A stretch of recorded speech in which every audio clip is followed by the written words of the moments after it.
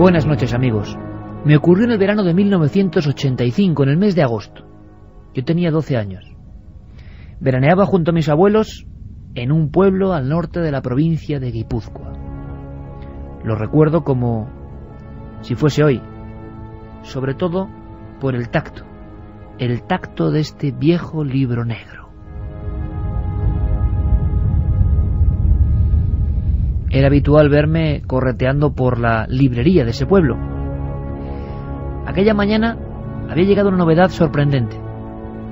Yo, a pesar de ser un chiquillo, ya andaba intrigado con el gusanillo del mundo del misterio y sobre todo de algo que me apasionaba: los ovnis. Y aún más, por supuesto, los encuentros más cercanos, lo que algunos especialistas tildan de encuentros cercanos del tercer tipo. Lo devoré.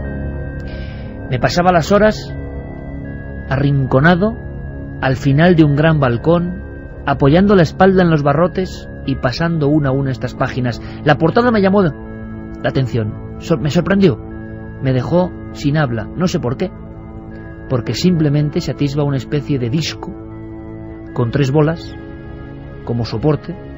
Está flotando, aparece un tubo anaranjado o haz de luz que sale de esa supuesta nave y que parece que llega a tierra, y sobre todo las siluetas, simples siluetas, 2 hombres con esquís, están presenciando algo que va a ocurrir. Esa portada de Encuentros con humanoides de Antonio Rivera señalaba que posiblemente de ese disco volador iba a descender poco a poco una entidad seguro terrorífica. A mis 12 años me sorprendió también la rotundidad del titular que acompañaba la portada del libro. Bajo ese Encuentros con humanoides, ¿qué sería eso?, me preguntaba yo. Decía, rezaba, miles de seres humanos se han encontrado con ellos en todos los lugares del mundo. Y es verdad, miles de personas, hoy y ayer, en la historia y en el presente, han asegurado, de pronto, como si la realidad sufriese una especie de fricción, como si entrásemos durante unos segundos o minutos en un espacio onírico, en lo que algunos llaman subconsciente arcaico, el lugar donde está todo lo extraño que acompaña a la raza humana. Lo han podido ver. Militares, médicos, campesinos, niños, camioneros, viajantes, personas de todos los ámbitos, todas las ciencias, todas las creencias, todos los países. No queda ninguno por sumarse a esta larga lista de lugares donde ha ocurrido lo extraño. No hablamos de ovnis, no hablamos de luces en el cielo, hablamos de, a veces junto a estos artefactos, sea lo que sean, la presencia de entidades. Ahora los científicos, con visión mucho más lógica, otean el espacio intentando preguntarse cómo sería la vida de haberse formado en entornos lejanos a nuestro planeta. Una vida basada en el carbono, ¿qué tipo de formas plásticas generaría? ¿Es posible encontrarse con seres de otros mundos que tienen forma antropomorfa o humana? No lo sabemos. Algunos lo descartan. Para muchos científicos y pensadores, las vidas en otros mundos tienen que ser algo que no se parece a nada de lo que nosotros podemos llegar a imaginar. Es una conducta no humana. Nuestro pensamiento tiene unos límites. Pero entonces, ¿qué han visto policías? ¿Qué han visto sacerdotes? ¿Qué han visto trabajadores de cualquier ámbito? A veces en las carreteras, a veces en las campiñas, en ocasiones cerca de su propio domicilio. Una luz y de pronto una silueta, alta, baja, portando algún tipo de objeto, dejando unos centímetros entre sus pies y el suelo, próximos a extrañas naves que parecen relucir, en pleno día, en plena noche, en el bosque, en mitad del desierto. ¿Quiénes son los humanoides? Solo sabemos una cosa, que desde el principio del tiempo, quizá desde las primeras manifestaciones plásticas, aparecen. Son compañeros, ángeles, demonios, genios, hadas, duendes, hoy astronautas de otros mundos. ¿Quién demonios son los humanoides? Hoy desterrados, A casi nadie le interesan, a pesar de que yo quiero demostrar esta noche que sus historias merecen la pena, que generan una extraña inquietud en lo más hondo de todos nosotros, de todos los que hemos oído radio y hemos escuchado el misterio. Son encuentros a veces tan absurdos que precisamente ese marchamo absurdo, que rompe todo lo convencional, lo convierten en casi auténtico. Vidas marcadas, eso os lo aseguro, amigos. Vamos a hablar de varios casos, vamos a otear en lo más profundo de los archivos, vamos a rescatar algunos informes que nos han sorprendido y queremos que lo viváis con nosotros. Hay, es cierto, un argumento, una especie de nexo en esta especie de bestiario incomprensible. Todas las personas que se encontraron con ellos vieron cómo su vida cambiaba de raíz. Ya no era posible, no se podía ser incrédulo. Ahí estaban los humanoides y con ellos un enorme misterio. Queremos descifrarlo. ¿Nos acompañáis? Milenio 3, Cadena SER, con Iker Jiménez y todo su equipo.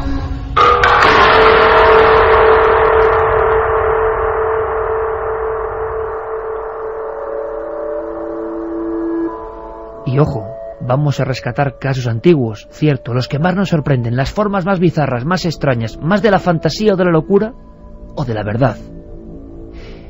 Y digo ojo porque los casos, a pesar de que ya no se habla tanto de ellos, se siguen produciendo. Claro, hay una variación. Antes se contaban, ahora da demasiada vergüenza.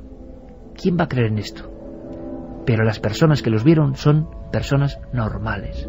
Un día, todo varió. Santi, buenas noches. Buenas noches, Iker. Santiago Camacho va a traer documentos que demuestran que en unos lugares donde han ocurrido cosas, hasta prácticamente el día de hoy, siguen pasando esas cosas. Esas manifestaciones siguen queriendo decirnos algo. Pues sí, porque muchas veces el gran caso de la ufología, la gran aparición que llena titulares de periódicos, pronto pasa al olvido y nos olvidamos de que después de 5, de 10 años, a lo mejor en el mismo sitio siguen sucediendo cosas extrañas. Y ha habido algunos investigadores que han dedicado décadas de su vida a uno solo de esos sitios del misterio, a uno solo de esos casos, y han terminado recuperando más y más incidencias en el mismo lugar. Carmen, buenas noches. Buenas madrugadas, Iker. En tu mesa, en tu sector de la mesa de este estudio de la cadena SER, junto al micrófono, un libro sorprendente, lleno de figuras, de formas. Lo compramos, si no recuerdo mal, en Turín. Es un catálogo llamado Alieni in Italia, porque para muchos investigadores no cabe la menor duda. Estos seres, tan próximos en ocasiones a artefactos de origen desconocido, tienen que ser tripulantes de otros mundos. Hay quien piensa, otras hipótesis, las comentaremos, que están aquí desde siempre, junto a nosotros, solo que se pueden ver muy de cuando en cuando. La panoplia de figuras, de características, pues casi parece de Cuadro del Bosco. Todo lo que podamos imaginar se ha visto en casos que están archivados y documentados. Un extenso catálogo en el que se recogen 50 años de encuentros con este tipo de seres, con humanoides, que como bien decía, sí que son de todo tipo. ¿Alguno te ha llegado a aterrorizar? Hay alguno que sí, que verdaderamente da terror por lo extraño que es, y además encontrártelo en circunstancias además muy raras, o por la noche, yendo sola por un campo, por un monte, o incluso a pleno día, pero con una oscuridad terrible que reflejaba ese ser. Parecía una sombra. Espectros, espíritus, entidades, cosas casi holográficas o físicas, rotundas, que dejan huella, que a veces llegan a interactuar. Santi, una pincelada más antes de entrar en el archivo de Milenio 3. Interactuar hasta el punto de, y casi en titulares, tener casi trifulcas con estos seres. No es ver una figura en la lejanía que se desarrolla, que hace sus operaciones ajena a nosotros, como ocurre muchas veces, sino que en algunos casos que vamos a rescatar, casos que nadie ha podido explicar, ha habido casi, hay que decirlo, agresiones. Pues sí, muchos de nosotros aficionados al misterio hemos visto la película Señales y nos acordamos de esa escena, de esa familia cercada en una granja por unos seres que apenas pueden comprender, unos seres que no saben qué quieren de ellos y que ellos intentan defenderse como pueden. Lo que vamos a revelar esta noche es que esa escena está basada en un hecho real que sucedió en Estados Unidos no hace tanto tiempo.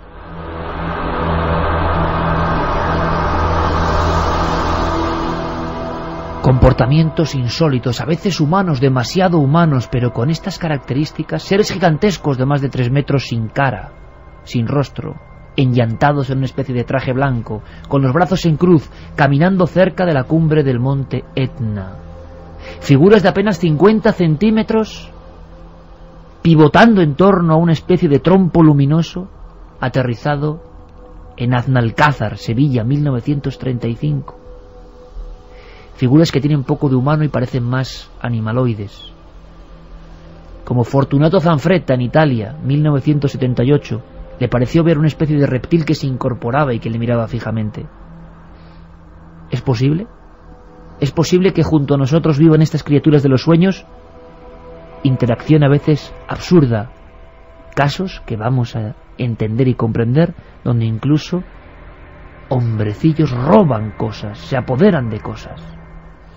Pues sí, que uno de esos casos es el sucedido en Cenina, en Arezzo, en Italia, donde 2 seres de pequeña estatura, y decía la testigo como con cara de hombres muy mayores, casi tienen una trifulca con una campesina de 40 años. ¿Qué son? ¿Qué quieren de nosotros? ¿Por qué están ahí desde el principio del tiempo, aproximándose a vehículos que de pronto se paran en mitad de la carretera? Asomando entre la maleza, por ejemplo, los niños de Cancifré, en la zona norte de Ibiza, 1978 finales. Tienen que subirse a un árbol porque una especie de robot, algo parecido a la imagen que tenemos de un autómata, se ha aparecido junto a un objeto y les está observando. La mirada de estos seres casi siempre es algo que no olvidan los testigos. Nuestra idea, sin ir más allá, sin querer profundizar en el sentido de las hipótesis, porque creemos que las hipótesis se renuevan siempre. El ser humano busca una explicación, como para estar más tranquilo. Y al final, cualquier hipótesis no vale de nada ante el misterio, precisamente, de la naturaleza de estos seres. Parecen lejos de todo y de todos, pero de repente vienen aquí para observarnos. Hemos elegido un puñado de casos. Creo que la aventura va a merecer la pena. La iniciamos, como no, con Carlos Largo, Fermín Agustí y nuestro piloto hoy en la nave del misterio, Carlos Ródenas. ¿Dónde viajamos?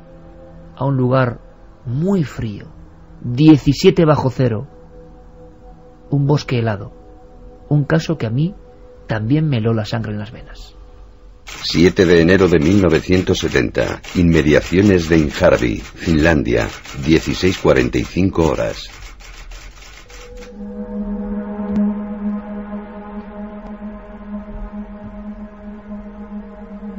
...17 bajo cero, no me he equivocado. Un bosque a 16 kilómetros de Heinola, pequeña población a unos 130 kilómetros al nordeste de Helsinki.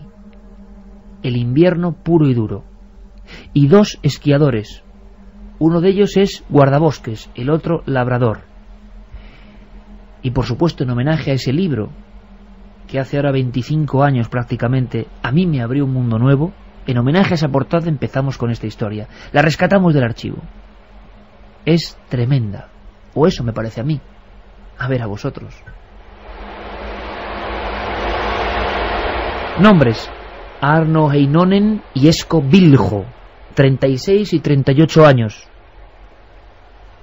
Son practicantes del esquí de fondo, un deporte muy popular en Finlandia. Y están llegando a lo que llaman un calvero del bosque.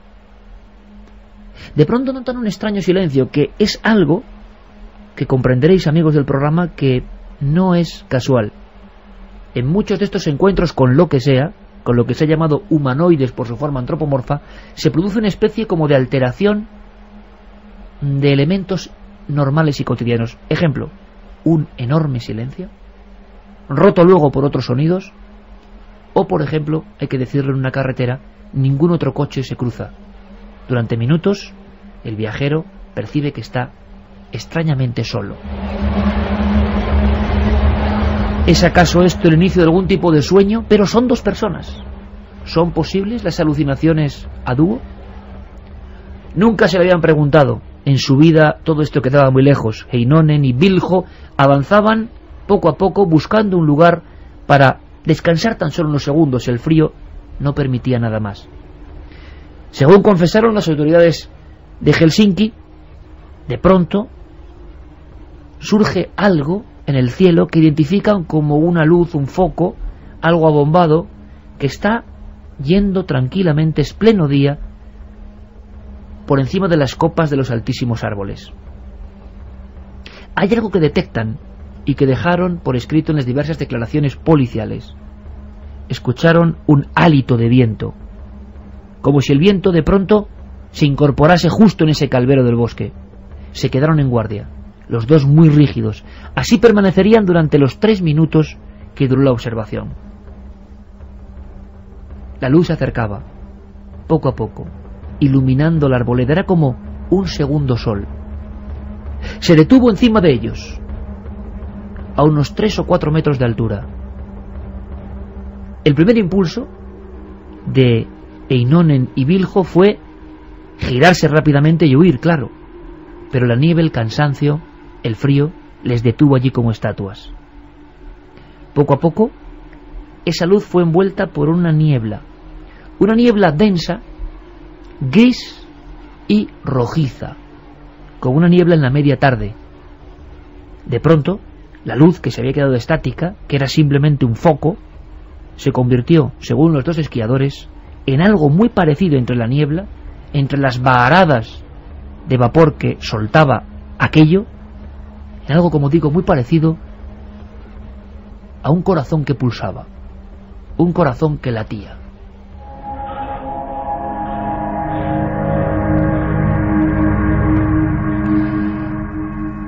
Siguen los dos absolutamente rígidos, y aquel corazón, aquel gran elemento pulsante rojizo, va configurándose como un disco, como la típica y tópica imagen que tenemos de dos platos casi encarados unos con otros. Sí que distinguen tres esferas perfectamente marcadas en la base de este objeto de unos 4 metros de diámetro. Va descendiendo como una hoja muerta, poco a poco, balanceándose.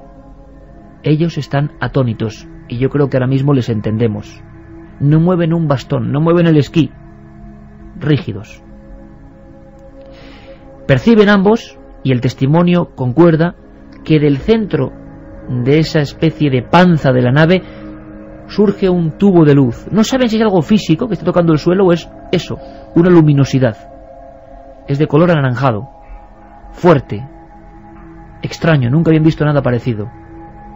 Cuando toca esa luz la nieve, y esto es extraño, onírico, sorprendente, en la nieve se va marcando un círculo negro, como un imposible fuego, dejando su cicatriz en el hielo. Y justo en ese instante el zumbido, un zumbido penetrante, un zumbido que nunca habían escuchado. No eran panales de abejas, no eran insectos, no eran maquinarias, era un zumbido que hacía daño a la cabeza, y sin embargo no pueden despegar las manos, casi congeladas, imagino, en ese instante, de los bastones de esquí. No pueden hacer nada, están con los ojos muy abiertos. Y entonces los dos intuyen que algo va a suceder. Y sucede. Por esa rampa, tubo o pasillo de luz va descendiendo algo o alguien. Toda la escena envuelta de unas nieblas que ya se han adueñado del calvero del bosque.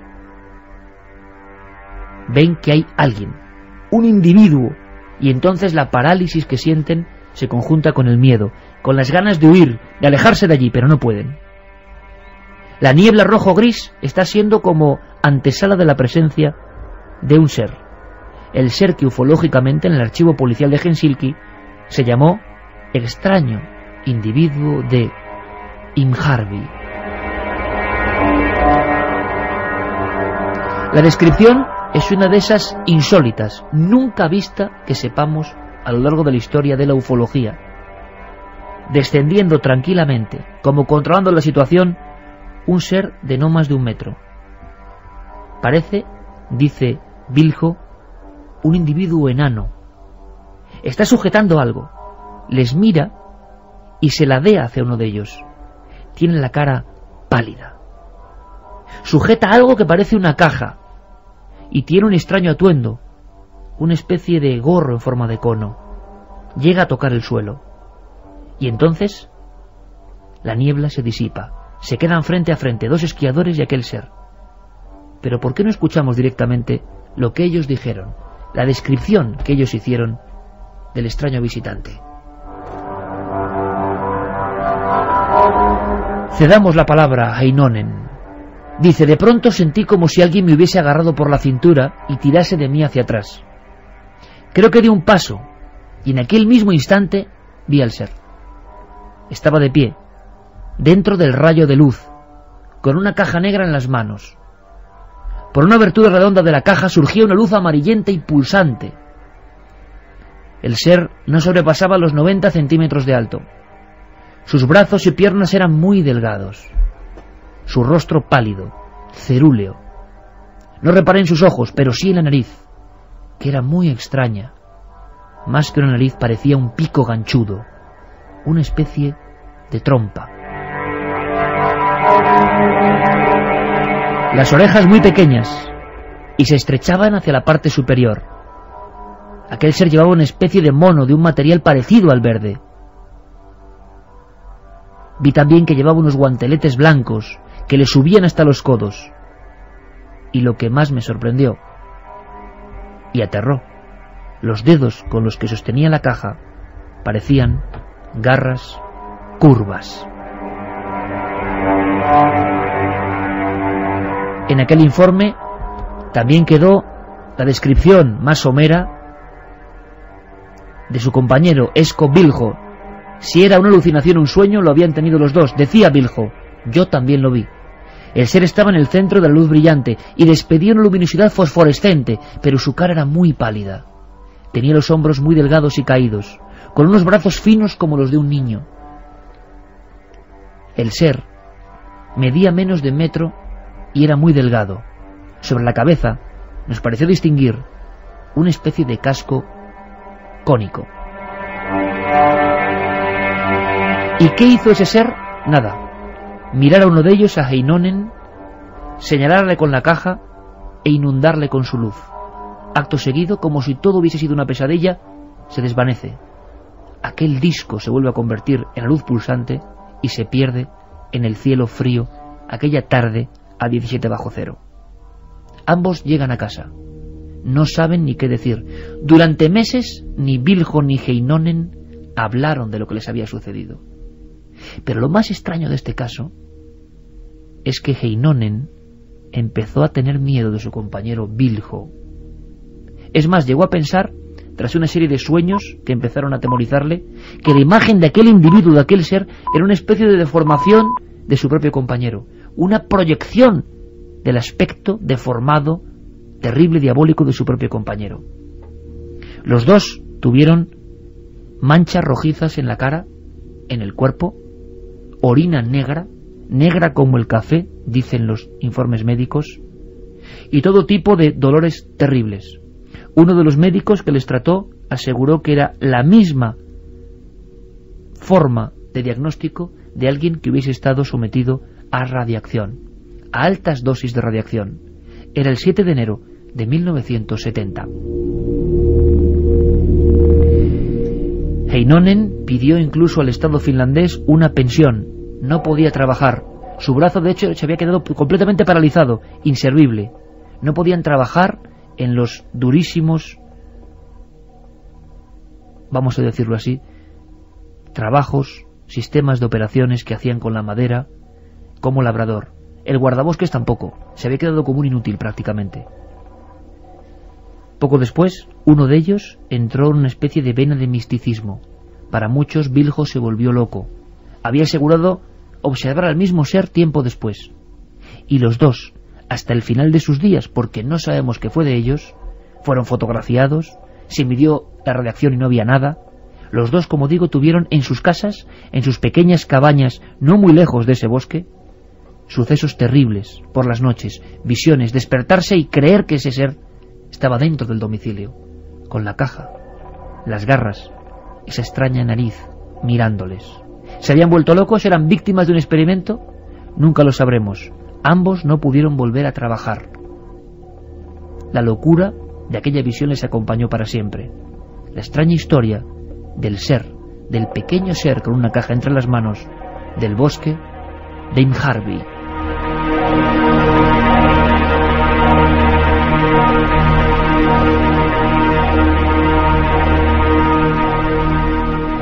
Historias antiguas, historias que quedaron ahí, testigos que no quisieron saber más.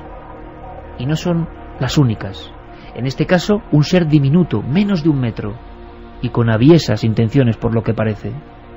Pero el mundo del misterio nos trae mucho más. Otra de esas estampas que nos impresionó a todos los que hemos vivido y nacido con el misterio es la de una figura rarísima, extraordinaria, también parece que con garras, casi como un fantasma, gigantesco, gran altura por lo que parece, y que deambulaba por un sitio muy concreto en Estados Unidos. Es hora de sacar ese informe a la luz. Campiña de Flatbush, Virginia Occidental, Estados Unidos, 12 de septiembre de 1952.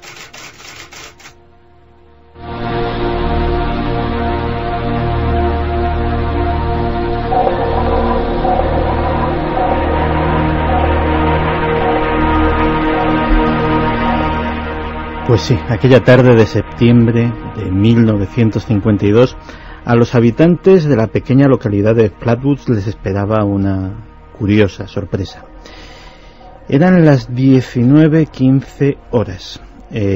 Caía una de las últimas tardes de verano y pues los muchachos, un grupo de ellos, estaban jugando al fútbol americano en un campo improvisado con una pelota vieja, cuando vieron cruzar el cielo una enorme esfera rojiza iridiscente que automáticamente captó su atención. El juego se detuvo, la siguieron con la mirada y vieron que iba a aterrizar más o menos, según calculaban, en los terrenos de un granjero llamado Fisher, que conocían ellos muy bien. Automáticamente, pues los chavales se organizaron para hacer una expedición a ver qué era eso. Aprovecharon que de camino tenían que pasar por casa de los May, los padres de 2 de los chicos que estaban allí. Allí solamente se encontraba la madre, Kathleen, que le contaron la historia. Estamos en plena época de los platillos volantes, y al principio la mujer pues se lo tomó con un poco de escepticismo, pero viendo la agitación de los chicos, sobre todo evidentemente la de sus propios hijos, a los que conocía bien, pues decide que algo de verdad debe de haber en todo ello, coge una linterna y decide acompañarles. Así tiran colina arriba para los terrenos del granjero Fisher, y este grupo pues lo forman Kathleen, sus hijos Eddie y Freddie, Ronnie Shaver, que es un joven ya de 17 años que está curtido en la Guardia Nacional, Tommy Hayers, Neil Nunley, Jane Lennon y el perro de este último. Y la verdad es que estaban todos muy ilusionados porque pensaban, obviamente la idea del platillo volante parecía demasiado fantástica, pero sí que a lo mejor tendrían la suerte de atrapar un meteorito, tener cierta notoriedad en los periódicos locales, quién sabe si incluso sacar algún dinerillo de aquello. Mientras subían por la colina, empezaron a contemplar de lejos una misteriosa luz rojiza que iba aumentando y disminuyendo su intensidad, como una especie de pulso, casi como el latido de un corazón. Cuando llegaron cada vez más cerca de aquello, el perro automáticamente pareció sentirse más agitado de lo corriente y salió corriendo en dirección hacia la luz. Bueno, pensaron que tal vez había visto una ardilla o había olido un mapache, cosas de perro de campo. Pero lo que no se esperaron era que ese perro automáticamente, cuando apenas se había internado en la maleza, volvió sus pasos y, emitiendo chillidos lastimeros y con el rabo entre las piernas, pasó otra vez corriendo delante de ellos en dirección hacia la casa, sin atender a los fuegos ni a las llamadas de su dueño. Bueno, decidieron seguir adelante, y cuando habían recorrido unos metros más, empezaron a notar un olor extraño. nauseabundo. Era un olor como de azufre, pero con una cualidad aún más ofensiva al olfato. Y una neblina que se iba extendiendo sobre sus pies. Finalmente, dentro de aquel resplandor pulsátil, distinguieron dos luces rojas fijas. Se fijaron un poco más y entonces, con horror, descubrieron que se trataba de los ojos de algo que les miraba.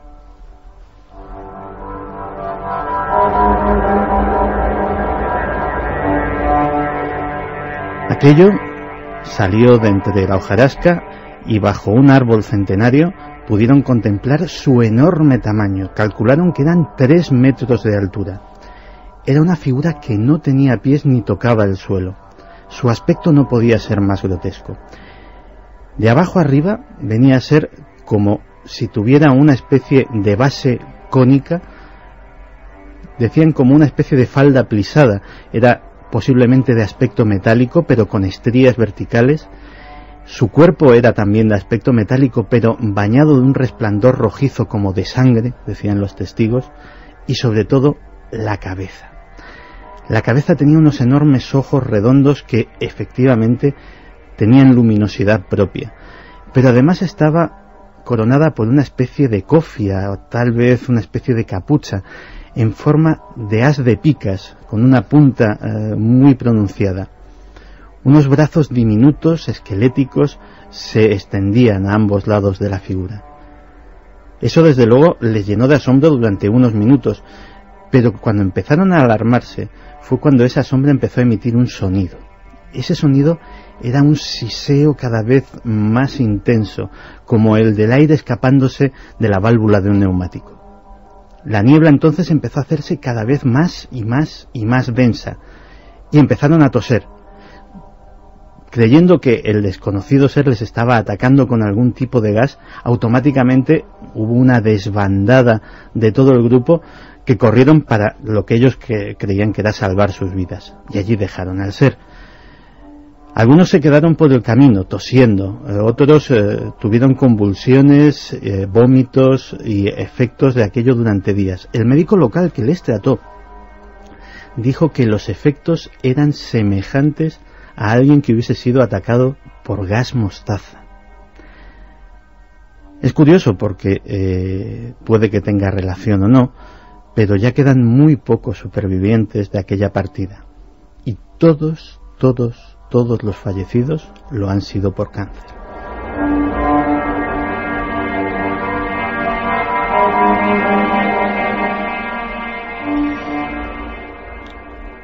A las pocas horas, uno de los chiquillos acompañó al sheriff al lugar y efectivamente quedaban restos de algo enorme que había debido de pasar por allí, ramas rotas, algunas huellas. En el aire seguía flotando ya muy levemente ese olor azufrado. Y fíjate que ese árbol centenario empezó a pudrirse a partir de ese mismo día, y a día de hoy solo queda un tronco que casi se desmenuza con las manos, y nadie ha sabido tampoco comprender qué le sucedió. Esa es la historia que viene en los libros, la historia del encuentro de Flatwoods. Claro, decíamos al principio del programa que una gran historia, un gran caso, a veces eclipsa los otros casos que siguen sucediendo en el mismo lugar. Porque fuera lo que fuera, el humanoide, el monstruo, lo llaman allí, de Flatwoods, parece ser que se quedó. El primer caso de avistamiento sucede cuando ni siquiera la prensa da el aviso de esto. Sucede justo al día siguiente.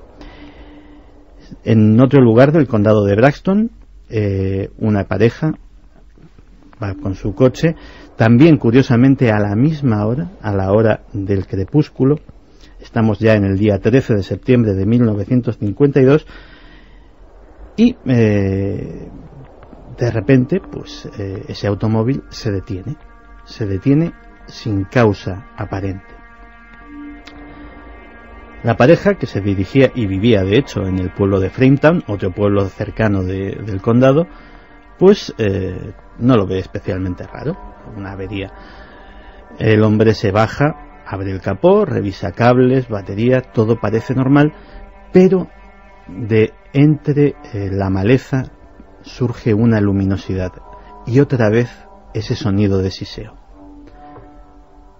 Se dirige hacia allí, también provisto con linterna, cuando lo que ve es muy parecido y a la vez distinto de lo que ven los primeros testigos.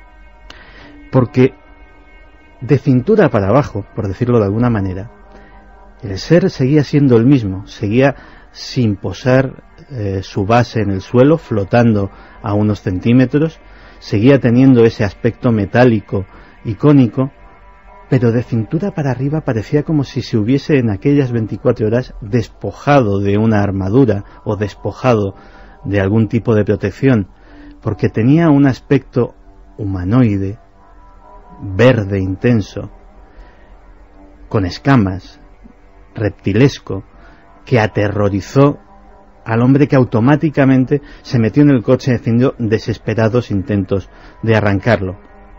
La neblina los empezó a envolver a ellos y, lo que era más alarmante todavía, empezó a meterse dentro del automóvil.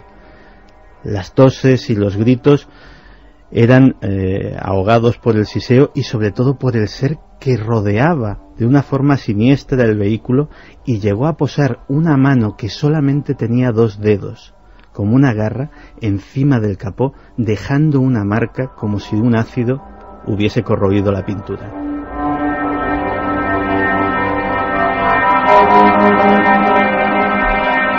Y en esa comarca, Santi, en ese lugar, un caso yo creo que muy desconocido en España, muy conocido en América, siguieron ocurriendo cosas hasta tiempos muy recientes. Pues el último reporte que tenemos es de 2004.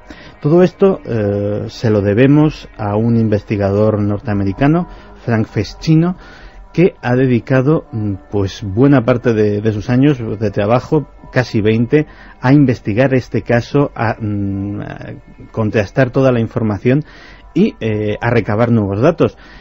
En 2004, un cazador que se encontraba apenas a algo más de 1,5 millas, a unos 2-3 kilómetros del lugar del avistamiento original, se quedó helado cuando a plena luz del día no vio el primer ser, o no vio un ser como el primero, ni siquiera como el segundo. Los vio a los dos juntos, 2 seres de esa apariencia enorme, uno de ellos que parecía más un robot que otra cosa, y otro con un aspecto más biológico, que se le quedaron mirando y él con el fusil en la mano absolutamente aterrado. Finalmente pues pasaron de largo y él recobró el dominio de sus músculos y pudo volver a casa. Lo curioso es que parece ser que cuando investigas en la propia localidad de Flatwoods, localidad a la que ya sabes cómo son los estadounidenses, debajo del rótulo le han puesto lugar del monstruo de Flatwoods, pues prácticamente te afirman que cada 2-3 años alguien tiene algún tipo de tropiezo con algo extraño en aquellos bosques. Cosas imposibles, cosas oficialmente inadmisibles, propias sobre todo de esa materia de los sueños, como si los sueños se condensaran, o como si los terrores de toda la humanidad estuviesen en algún lugar y apareciesen. ¿Pero por qué en ciertos entornos? España no se salva. Estamos recuperando casos del archivo de lo más extraño de la historia de estos encuentros del tercer tipo o en tercera fase.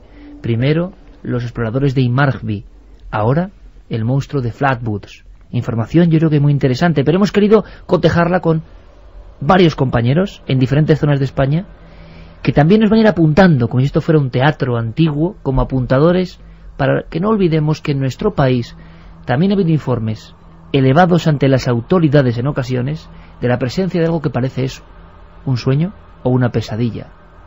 El primer caso viene de Cantabria, dio mucho que hablar. Nos lo cuenta brevísimamente en esta ficha Diego Marañón. Bueno, este fue un caso que divulgó el CIOBE, que es un organismo local que estudió en primera instancia el ya fallecido investigador y pionero de la ufología en España, Manuel Pedrajo. Sucedió a las 9 de la noche del 6 de enero de 1969. A 9 kilómetros al sur de Santander, en Pontejos, muy cerca del viejo sanatorio Pedrosa, existía un bar, El Caseto, regentado por Meren Merino, que aquella noche, como tantas otras, estaba en la cocina del local, pues enfrascada en los quehaceres diarios. Una cocina que, por cierto, contaba con un gran ventanal que daba a una pradera cercana. En un momento dado, esta mujer y su hija son testigos de una especie de fogonazo, de un resplandor al que en principio no dan demasiada importancia, hasta que pocos instantes después, Felicidad, que era la hija de esta mujer, cree observar algo en la misma dirección. Es entonces cuando ambas mujeres, junto a otra amiga y Antonio, un camarero del bar, se fijan mejor y a través de la ventana observan una especie de cuadrado luminoso, de tonalidad más bien amarillenta, de 4 o 5 metros de lado, que parece flotar a una altura considerable del suelo. El shock de estos testigos aumenta al distinguir en su interior la figura de un ser de aspecto humanoide, de unos 2 metros de estatura, según ellos contaron, con el cuerpo rígido, con brazos desproporcionadamente largos, de pelo castaño, con el rostro especialmente blanquecino y vestido con lo que parecía ser un traje, un mono de color oscuro. La figura deambulaba por el interior de aquella especie de pantalla hasta que poco a poco se le fueron uniendo un total de 4 supuestos seres más, de idéntico aspecto. Tras unos 5 minutos, el camarero salió incluso del bar y cuando se disponía a subir a un muro para tener una mejor visión, el cuadrado y con él las 5 figuras que se movían de manera torpe en su interior se apagaron, y cito palabras textuales del testigo, como lo hace la pantalla de un televisor.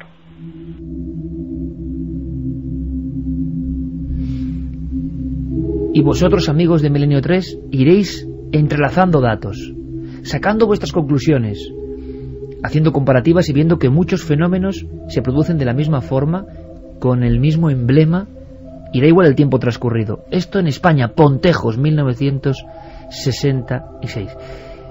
Vamos con otra historia que ocurre en Italia, que tiene toda una serie de componentes curiosos. Por ejemplo, en Imar Barbie veíamos que un humanoide salía de un tubo de luz, casi como una aparición religiosa.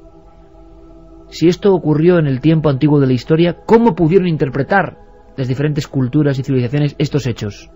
Adecuándolas a lo que tenían en la mente. No cabía ni siquiera pensar en extraterrestres. Nosotros sí. El ser de Flatwoods ni siquiera lleva una nave, objeto o algo anexo a él. Es una entidad casi diabólica. Pero, ¿qué nos espera ahora? En un rincón perdido de la Umbría toscana. Día de Todos los Santos de 1954. Poggio de Ambra, Toscana, Italia.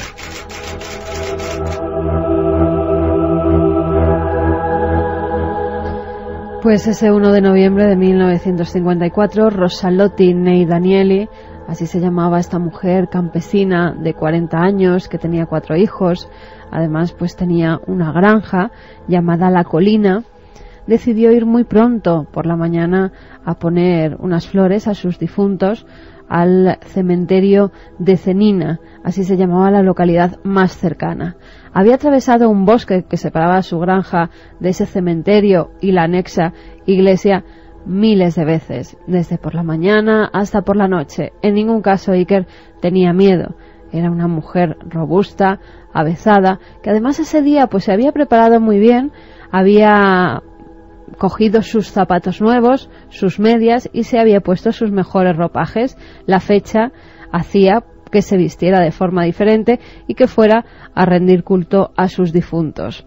Para que no se estropearan esos zapatos y las medias, los llevaba en la mano. En la otra llevaba un ramo de claveles rojos. Iba caminando por ese bosque cuando de repente ve una extraña formación, una especie de objeto cónico, como si 2 conos se juntaran por sus bases. Además, con los primeros rayos del sol parecía que aquello reflejaba esos rayos, reflejaba la luminosidad. Cuando se fue acercando más, se dio cuenta que justo al lado había 2 seres muy pequeños. En un principio pensó que podían ser niños. Por la baja estatura no llegaban a 1 metro de altura, pero cuando se fue acercando más, vio rasgos como de hombres mayores, como de viejos. Tenían la cara bastante arrugada, los ojos pequeños, negros, alrededor muchas arrugas, muchas patas de gallo, pensó ella en un primer momento, y hablaban un idioma extraño. Iban vestidos con una especie de mono gris muy pegado, una capa que salía de la parte trasera, el casco del mismo color y con una especie de orejeras extrañas que ella no sabía muy bien qué era. Se quedó un poco atónita ante ese espectáculo y ante las palabras que parecían dirigirse uno a otro. Todas parecían decir liu, lo, la. Ella creyó que eran japoneses o chinos por el idioma, pero los rasgos no eran asiáticos. Estaba expectante cuando esos dos pequeños hombrecillos se fueron acercando a ella. Parecía que tenían una sonrisa en su cara, pero la boca era algo extraña. El labio superior parecía estar cogido hacia arriba y dejaba entrever unos pequeños dientecillos afilados. En ese momento es cuando a ella le entra el pánico.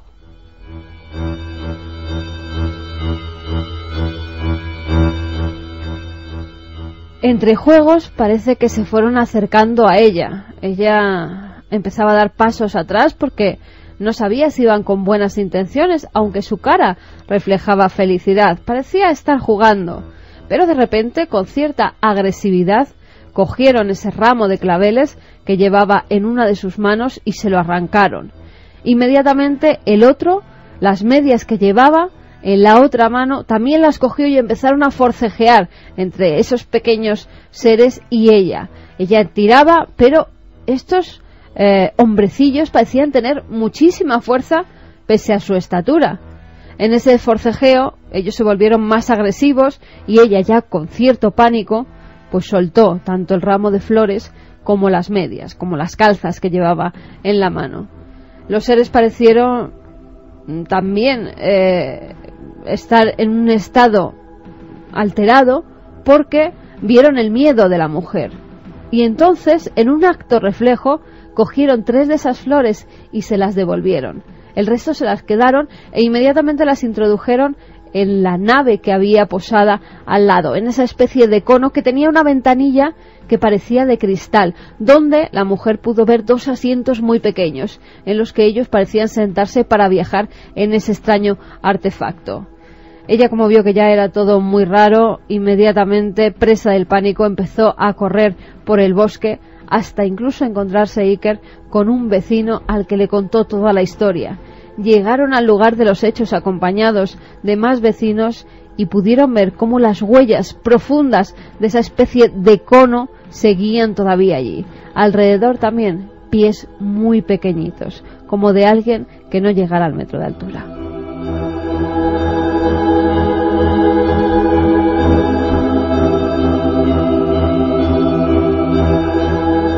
Esa mujer fue portada de Corriere della Sera, del Giornale dei Misteri muchos años después, y la composición que acaba de contar Carmen es una de las clásicas de la historia del miedo, hay que decirlo, en el 54, a los presuntos visitantes del espacio.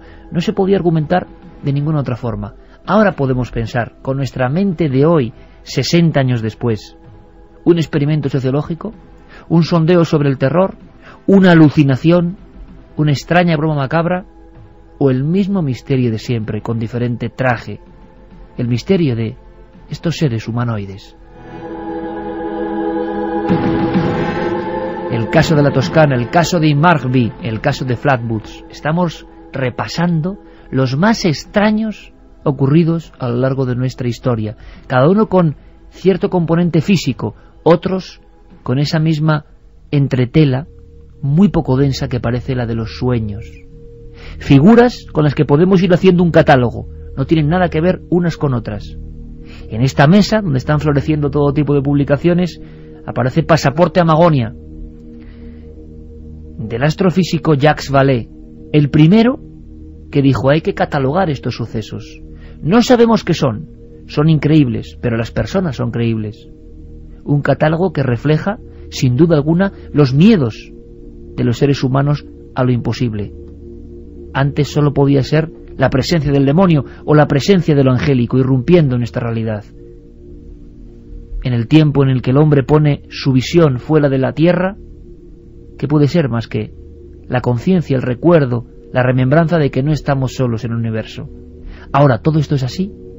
¿O hay explicaciones más complejas? Lo que nunca supo esa mujer de Italia, que el día 1 de noviembre del 54 tuvo este extraño affair con 2 individuos bajísimos en una especie de tinaja oxidada, es que tan solo 6 meses antes, en agosto de 1953, un pastorcillo de un pueblecito llamado Villares del Saz, en Cuenca, había descrito exactamente lo mismo. Miembros de Falange, un colegio religioso y 2 policías testificaron que en el lugar en el que él había asegurado observar lo mismo que ha contado Carmen, prácticamente había pequeños piececitos. Pero era demasiado pronto. 1953 fue portada del diario Ofensiva de Cuenca. El niño, entonces de 13 años, Máximo Muñoz Hernaiz, tuvo tal pánico que a día de hoy, mira que lo hemos intentado, no ha querido recordar la historia. Ocurrió en un paraje llamado La Islilla, y uno de esos individuos idénticos a lo que Carmen ha contado se le aproximó y le llegó a dar una bufetada en la cara. Llegó absolutamente presa del miedo. Han pasado más de 60 años. Máximo no ha roto su silencio. Solamente repite: aquello fue verdad, pero nunca voy a hablar de lo que sucedió. España, 1953. Seguimos repasando nuestros casos en este archivo tan especial, tan asombroso, tan bizarro, tan increíble. Nos marchamos a tierras extremeñas, hace no mucho tiempo. Cronista Gonzalo Pérez Arró. Y en este caso nos remitimos al año 2000, precisamente un 24 de junio, hace 11 años, Samuel Rodas, en la población de Escurial, se encontró con un ser bajito, de color amarillento, que tenía unos ojos muy grandes y negros, y ocurrió cuando en la mañana de ese día pues se dirigía hacia sus cultivos. Es un cultivador, y entrando en su plantación de tomateras encontró un ser que resplandecía, es decir, que era como el brillo, el color amarillento del sol cuando está amaneciendo, y en principio pensó que era un animal. Se acercó hasta estar a punto de tocarle. En ese momento, pues claro, ya estaba viendo en medio de la oscuridad de esa madrugada el color y los rasgos extraños de este ser. Era un ser bajito, tenía unos brazos cortos pegados a las piernas, al costado, y las piernas en realidad no llegaba a verlas por las plantas de tomate, pero duda de que estuviera pisando el suelo, que quizá estuviera flotando. Este ser luego fue visto también por sus 2 hijos, que fue a por ellos a la población, y cuando llegaron, este ser estaba haciendo como una especie, sin mover el cuerpo, estaba haciendo con la cabeza como una serie de barridos, al mismo tiempo que escuchaban un sonido, decían que como el de un compresor o el de un neumático desinflándose, y esa extraña mirada, esa fuerza en sus ojos, que es lo que más destacaron, el color amarillento y la fuerza de esa mirada. El ser permaneció allí. Ellos volvieron a la población ya de día casi a buscar a más gente para que fueran y a por una cámara de fotos, pero cuando llegaron allí ya no estaba aquel ser. No os lo voy a negar, amigos, uno de mis temas preferidos de siempre, por lo arriesgado, por lo increíble, por lo inconcebible, como es el misterio. ¿Queréis saber más de España y del mundo? ¿Queréis que sigamos ahondando en nuestro viejo archivo? Nos queda mucho, mucho por contar. En la segunda hora.